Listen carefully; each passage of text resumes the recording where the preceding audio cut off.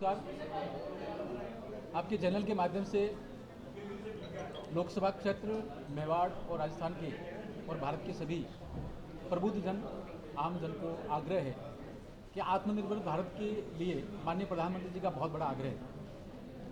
79वें स्वतंत्रता दिवस के अवसर पर लाल किले की प्राचीर से जब माननीय प्रधानमंत्री जी ने आत्मनिर्भर भारत के पहल और अभियान की जब चर्चा की तो उसे ध्यान में आता है कि कोई बहुत बड़ी बात होगी। तो वर्तमान में भाजपा ने एक अभियान लिया है।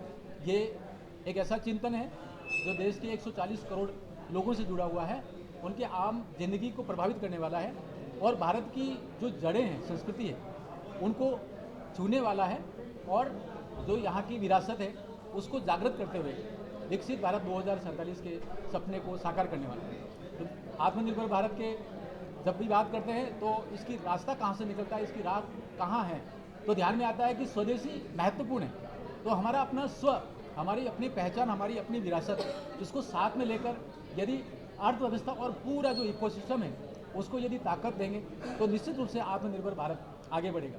लेकिन आत्मनिर्भर भारत की जब उत्पादों की चर्चा करते हैं तो हमारे अपने दिवाली पे जलाए जाने वाले दीपक भी हैं, हमारे अपने मिट्टी के खिलौने भी हैं, लकड़ी के खिलौने भी हैं और राजीविका की दीदियों का उत्पाद भी है। अमृता हाट में मिलने वाले उत्पाद तो हैं ही, खादी भी है, लेकिन हमें ये भी स्मरण रखना है कि रक्षा उत्पाद के मामले में माननीय नरेंद्र भाई मोदी जी के कालखंड में विगत 11 वर्ष में रक्षा उत्पाद 34 गुना बढ़े। लगभग 100 देशों में हमारे अपने रक्षा के उत्पाद निर्यात होते हैं और ऐसा ध्यान में आता है कि हमारी जो ब्रह्मोस मिसाइल है तो ये सारे के सारे जो है हमारे यहाँ से बहुत ही प्रतिष्ठित ढंग से बनने लगी है।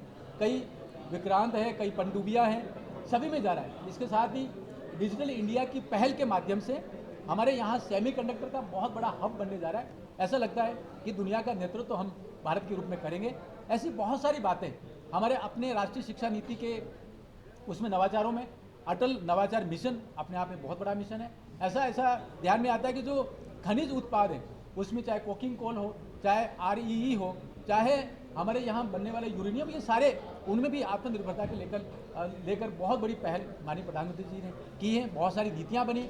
ऐसा ध्यान में आता है कि बहुत जल्दी विकसित भारत के लिए ये जो संकल्प है आत्मनिर्भर भारत का स्वदेशी अपनाने का, ये पार्टी लेकर जाएगी, घर घर स्वदेशी का नारा लेगी और सभी व्यापारी वर्ग से आग्रह करेगी कि आइए स्वदेशी मेलों का आयोजन करें और इसको जन जन तक पहुँचाएं। कस्टडी में मौत का मामला सामने आया था, पूर्ण घटना है। एक दिलीप आहारी नाम के 19 वर्ष के बालक की उसमें पुलिस कस्टडी में उसको लाया गया और बाद में जो घटना हुई आप सभी को ध्यान में, दुर्भाग्यपूर्ण है। सरकार ने निर्णय लिया और जो भी मुआवजा, जो भी राहत परिवार को मिल सकती है वो दी है। लेकिन इसमें दुर्भाग्यपूर्ण एक संकेत और एक आयाम है जिसकी चर्चा होनी बहुत ज़रूरी है।